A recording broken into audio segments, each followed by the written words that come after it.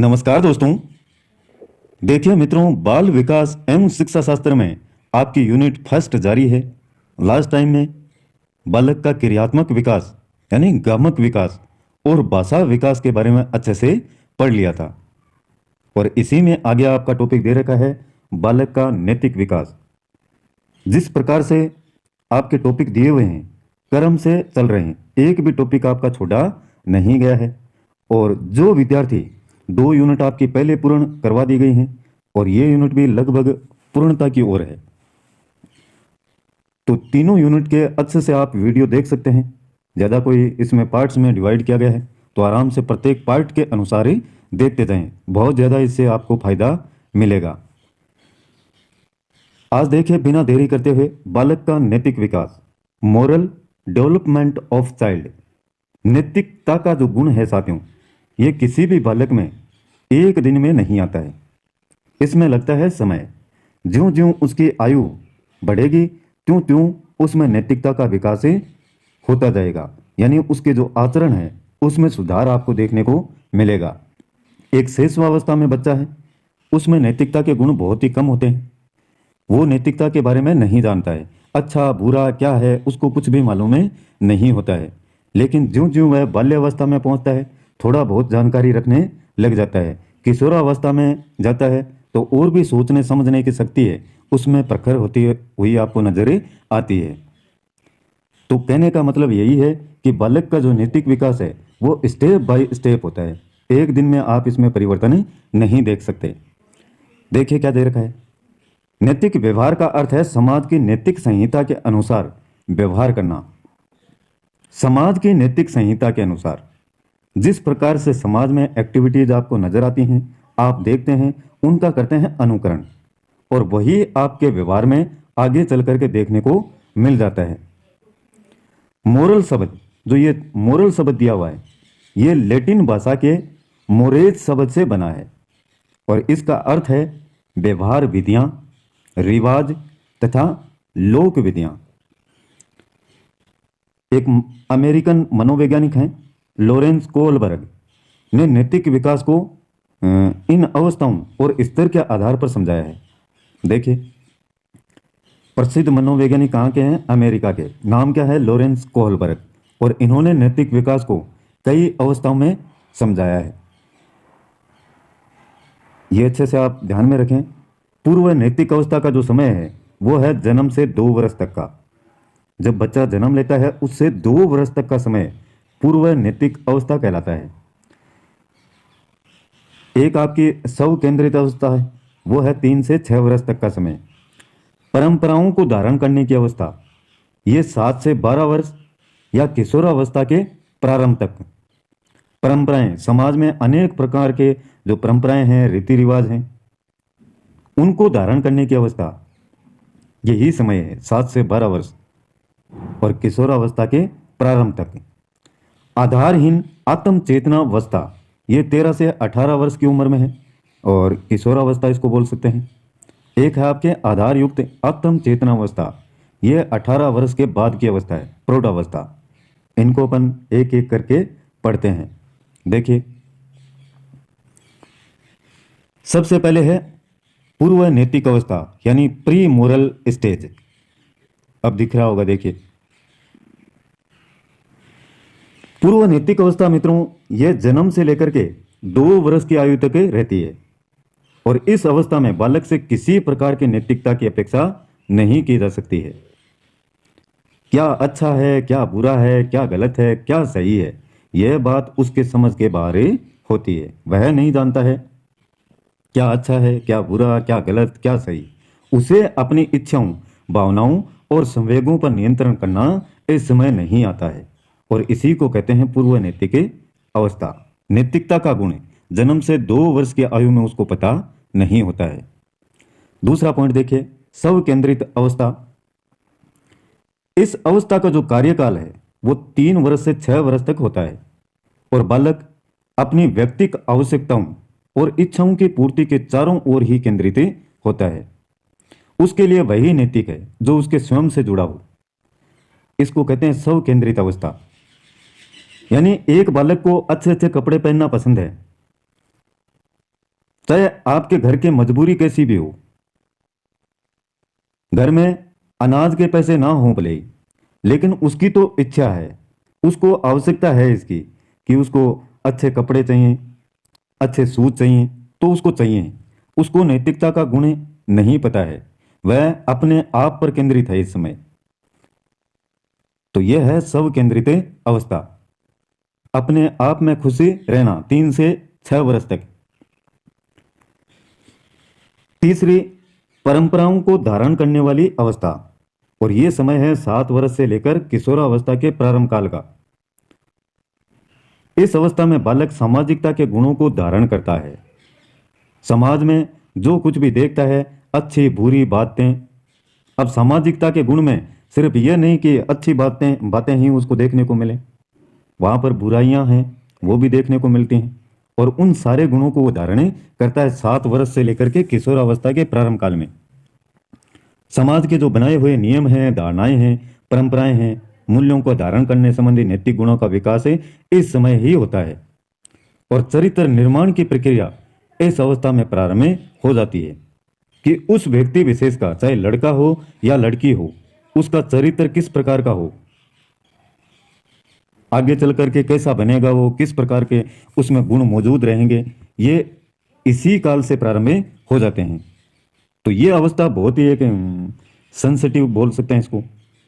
माता पिता को इस अवस्था में अपने बच्चे पर नजर रखनी चाहिए, और अच्छे अच्छे गुण हैं उनका समावेश करना चाहिए 7 वर्ष से लेकर के 12-13 वर्ष की उम्र तक।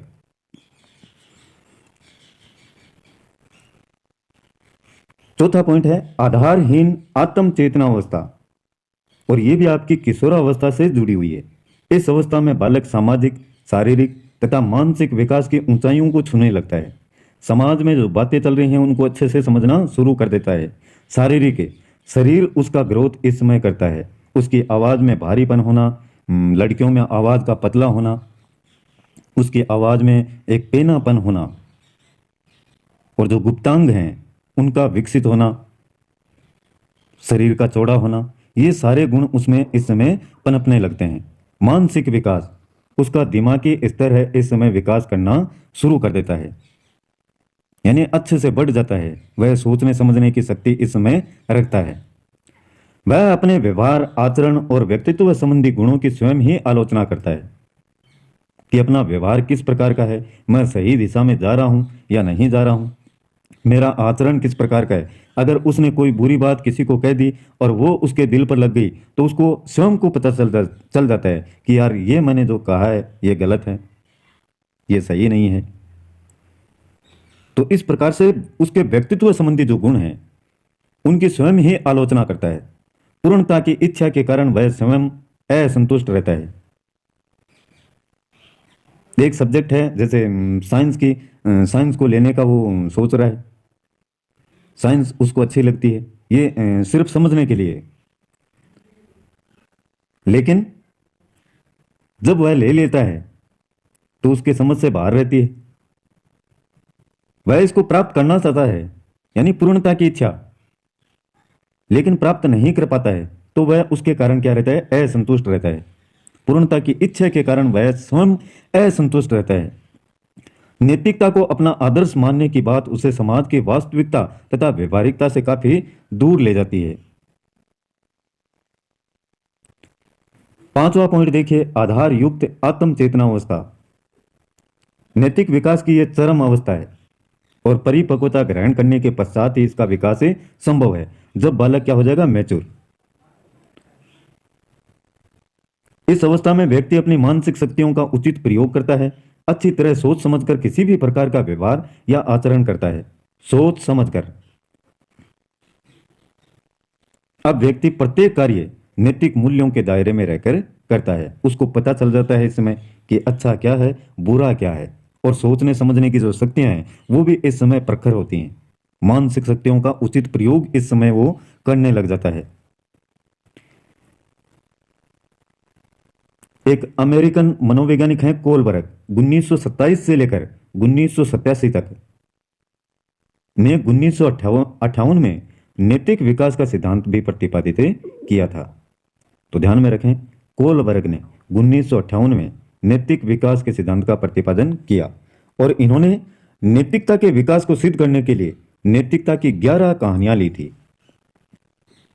कोलबर्ग इन्हीं कहानियों को बच्चों को सुनाकर नैतिकता के स्तर को मापते थे कि इसमें इस बच्चे में जो नैतिकता का स्तर है कितना है।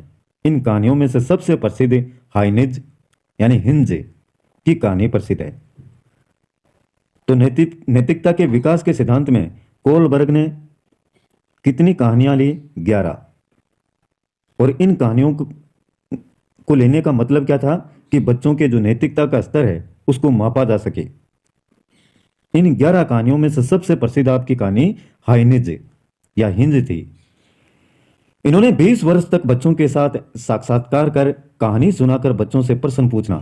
साक्षात्कार कर यानी कहानी सुनाकर बच्चों से क्या पूछे? प्रश्न, और निर्णय निकाला। वह यह नैतिक विकास का सिद्धांत दिया।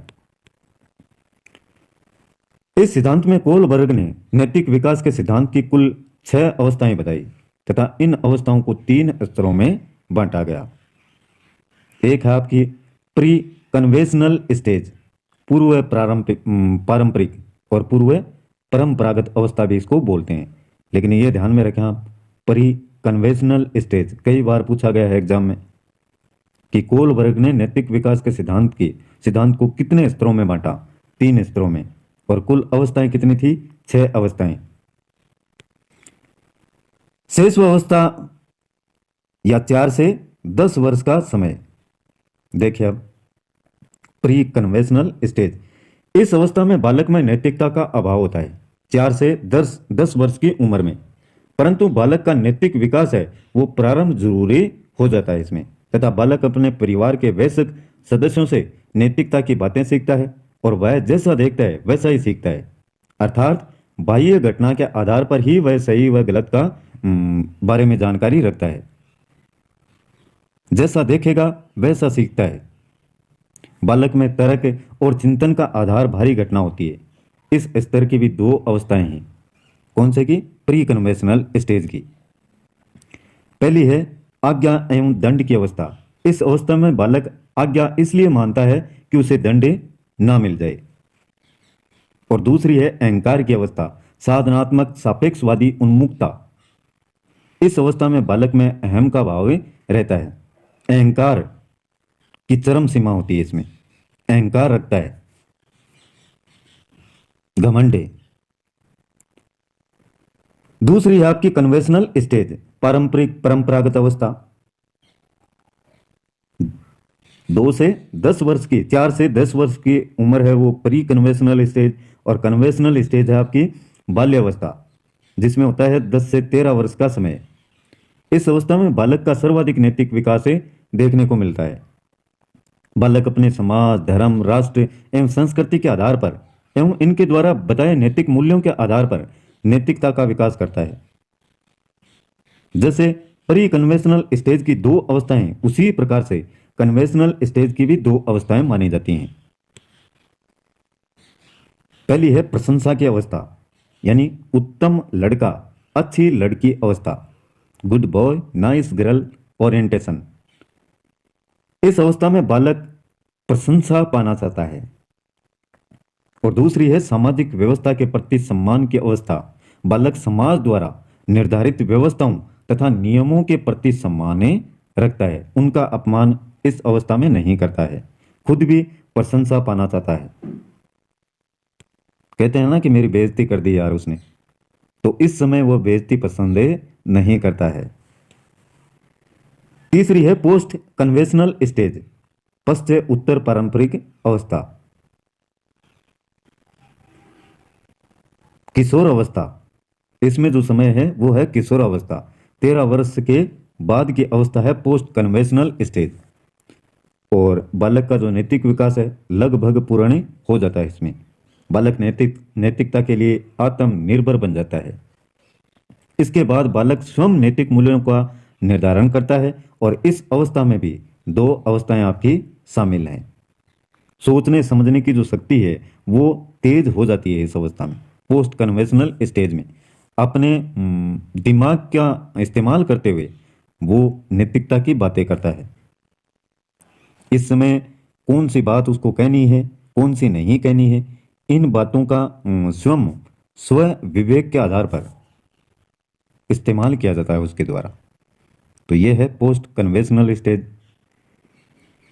इसमें जो दो अवस्थाएं हैं वो देखिए, एक है सामाजिक समझौते की अवस्था, यानी बालक को कई परिस्थितियों में समाज से समझौता इसमें करना पड़ता है।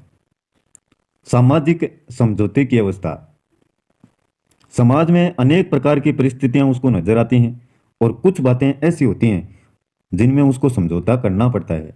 उनको उस बालक के द्वारा उसके अनुकूल नहीं है वो परिस्थितियां, लेकिन फिर भी वह अपने दिमाग मस्तिष्क का इस्तेमाल करते हुए उन बातों को मानता है कि यार ये मेरे को माननी चाहिए। अगर समाज इस प्रकार से कह रहा है तो ये कहीं ना कहीं उचित ही होगा। हालांकि मेरा दिमाग इन बातों को नहीं मानता है, फिर भी समाज कह रहा है तो मेरे को ये बातें मानने लेनी चाहिए। विवेक की अवस्था, इस अवस्था में बालक स्वयं के निर्णय स्व विवेक से लेता है, अपनी बुद्धिमत्ता से। और इसके बाद में पढ़ेंगे नेक्स्ट वीडियो में जीन पियाजे का नैतिक विकास सिद्धांत।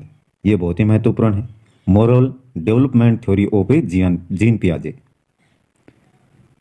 छोटे छोटे पार्ट्स में अपन इसको यूनिट को कर रहे हैं। फर्स्ट यूनिट को आप देखते जाएं, पूरे के पूरे जो क्वेश्चन है इन्हीं में से आपको देखने को मिल जाएंगे। अच्छे से पढ़ें और साथ साथ में छोटे मोटे नोट्स हैं वो भी बनाते रहें।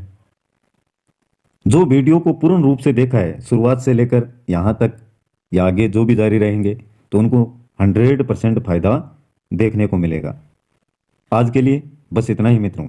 वीडियो पसंद आए तो लाइक कीजिएगा, अपने मित्रों के साथ में शेयर भी कीजिएगा और चैनल को सब्सक्राइब नहीं किया है तो वो भी कर लें, जिससे आने वाले प्रत्येक वीडियो के नोटिफिकेशन आपके मोबाइल की होम स्क्रीन पर आपको लगातार मिलते रहें। आज के लिए बस इतना ही। कल फिर मिलते हैं एक नए वीडियो, नए टॉपिक और नई जानकारी के साथ में। तब तक के लिए जय हिंद, जय भारत।